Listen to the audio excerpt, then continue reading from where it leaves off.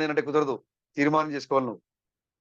నీ నోటిని కట్టుకోవాలి, నీ కంటి చూపుని కట్టుకోవాలి, నీ మాటలు కట్టుకోవాలి, నీ నడవడికని కట్టుకోవాలి, నీ క్రియలను కట్టుకోవాలి. నువ్వు సమస్తాన్ని కంట్రోల్ చేసుకోవాలి నువ్వు. నోరు ఉంది కదా అని చెప్పి ఏదో ఒకటి మాట్లాడేసేయకూడదు నువ్వు. చాలా మంది చెప్తూ ఉంటారు, నోరు ఉంది కాబట్టి గబగబా మాట్లాడేసేసి తిట్టేసేసి ఆ తర్వాత సారీ బ్రదర్, సారీ సిస్టర్, నేనే తప్పు చేశాను, నాదే పొరపాటు. చూసారా? ఆ యొక్క సామెతలో సొలొమోను అంటాడు, నీ నాలుకని కాచుకున్నవాడు, నాలుకని కాచుకోవాలి. అది మంగలి కత్తి కంటే పదునైంది నీ నాలుక. నీ శరీరంలో భయంకరమైంది నీ నాలుక.